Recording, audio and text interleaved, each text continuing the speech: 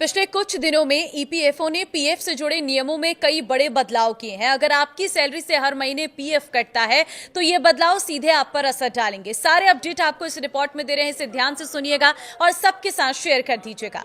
नमस्कार, मैं हूं आपके साथ ममता तिवारी और आप देख रहे हैं न्यूज 18 का डिजिटल प्लेटफॉर्म।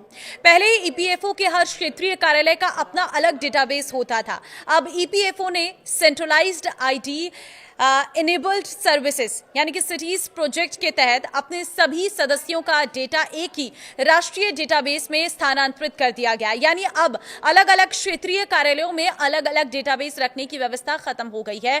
इससे किसी भी अधिकृत ईपीएफओ कार्यालय से सेवाएं मिल सकेंगी। नए ईपीएफओ सदस्य पोर्टल पर लॉगिन करते ही एक ही जगह पर सदस्यता से जुड़ी पूरी जानकारी मिल जाएगी। इसमें पीएफ बैलेंस, क्लेम की स्थिति, पेंशन योग्य सेवा का रिकॉर्ड और अब तक मिले सभी लाभ दिखाई देंगे। पहले ये जानकारी अलग अलग सिस्टम में बंटी हुई थी। क्लेम करने से पहले ही पता चल जाएगी आपको गलती। अब किसी भी पीएफ क्लेम को प्रोसेस करने से पहले उसका स्वतः सत्यापन यानी कि प्री वैलिडेशन होगा। अगर आवेदन में कोई कमी या गलती होगी तो उसकी जानकारी पहले ही एसएमएस और पोर्टल के माध्यम से दे दी जाएगी। इससे क्लेम रिजेक्ट होने की संभावना कम होगी और पहली बार में ही क्लेम मंजूर होने की संभावना बढ़ेगी। अब पहले से पता होगा कितने पैसे निकाल सकते हैं। पहले कई सदस्य ये नहीं जानते थे कि अलग अलग श्रेणियों में वे कितनी राशि निकाल सकते हैं। ऐसे में तय सीमा से अधिक राशि का आवेदन करने पर क्लेम रिजेक्ट हो जाता था। अब पोर्टल पर ही यह दिखाई देगा कि किस श्रेणी में कितनी राशि निकाली जा सकती है। इससे सदस्य सही राशि के लिए आवेदन कर सकेंगे।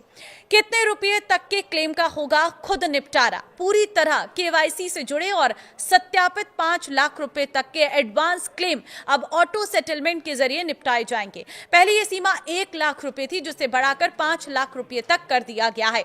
अगर अतिरिक्त जानकारी मांगी गई है तो क्या होगा, यह भी जान लीजिए। अगर क्लेम की जांच के दौरान किसी एक्स्ट्रा जानकारी या स्पष्टीकरण की जरूरत होगी तो ईपीएफओ ऑनलाइन ही सदस्य से जानकारी मांगेगा। सदस्य भी ऑनलाइन जवाब दे सकेंगे। इससे ईपीएफओ कार्यालय के चक्कर कम लगाने पड़ेंगे और क्लेम का निपटारा तेजी से होगा।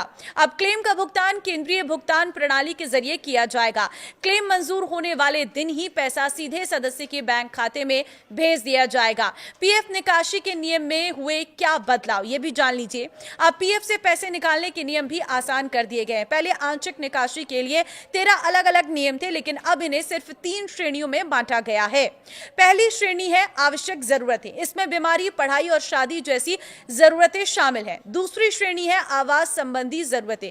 इसके तहत घर खरीदना, घर बनाना, जमीन खरीदना, होम लोन चुकाने और घर की मरम्मत या रेनोवेशन जैसे कामों के लिए पीएफ से कैसे पैसे निकाल सकते हैं। तीसरी श्रेणी है विशेष परिस्थितियां। इसमें वे हालात शामिल हैं जो पहली 2 श्रेणियों में नहीं आते। हालांकि एक बात का ध्यान रखना जरूरी है, अभी पीएफ का पूरा पैसा कभी भी नहीं निकाला जा सकता। नई व्यवस्था के तहत खाते में कम से कम 25% राशि रखना जरूरी होगा।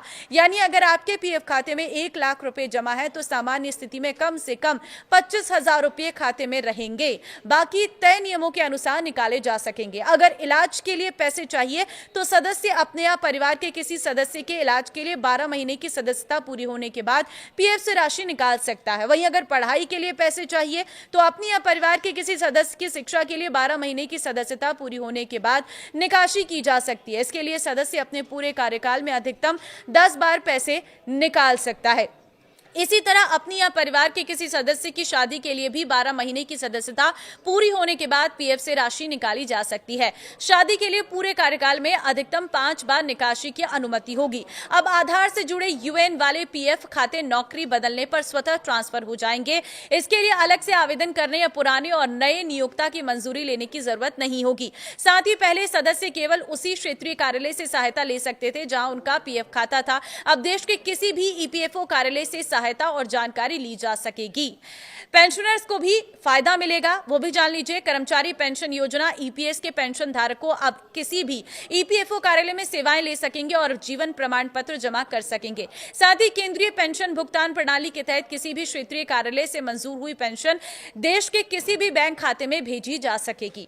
तो ये है वो बड़े अपडेट जो अब ईपीएफओ की सर्विस में किए गए हैं। तो एक एक अपडेट को मैंने आपको पूरे अच्छे तरीके से बता दिया। अगर कोई और कंफ्यूजन है तो आप कमेंट में पूछ सकते हैं। फिलहाल इस वीडियो को आप शेयर कर दीजिए और अपनी राय इन अपडेट्स को लेकर जरूर दीजिएगा। नमस्कार।